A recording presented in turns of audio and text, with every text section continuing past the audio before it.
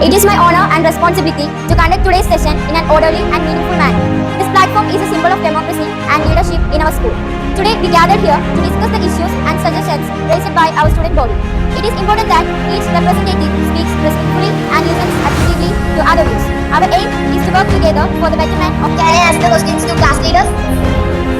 Class leaders are not doing properly agricultural work.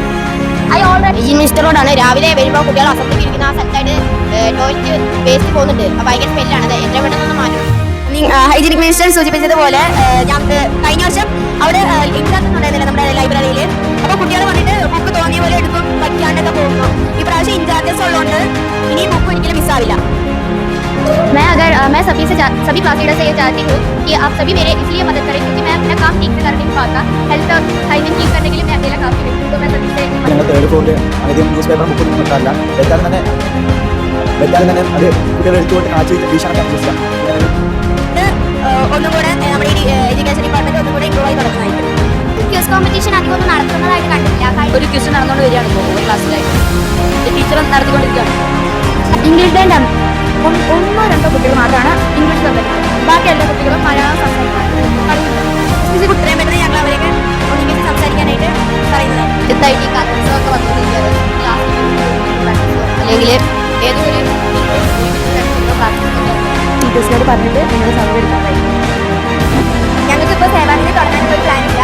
പക്ഷെ അതിൻ്റെ chess selection അങ്ങനെയില്ല. ഇത് എത്രയും പെട്ടെന്ന് നടത്താം. എല്ലാം അവരെ പ്രാക്ടീസ് ചെയ്ത് പോയിട്ട് ജയിക്കാം. 16/10/2025 വ്യാഴാഴ്ച ഇന്നാണ് സെപ്റ്റംബർ മാസത്തിലെ പാർലമെന്റ് മീറ്റിംഗ് നടത്തിയത്. ഈ മീറ്റിംഗിൽ എല്ലാ മിനിസ്റ്റേഴ്സും അവതരിപ്പിച്ച പ്രശ്നങ്ങളും അതിന്റെ പരിഹാരങ്ങളും ഞാൻ ഇവിടെ പറയുന്നു.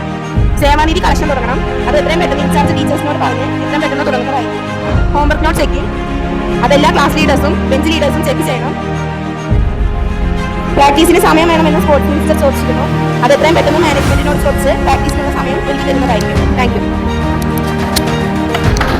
Thank you everyone for your valuable contribution. The discussions praised all your dedication and commitment to making our school a better place. I request all ministers to submit their action plans and begin implementation.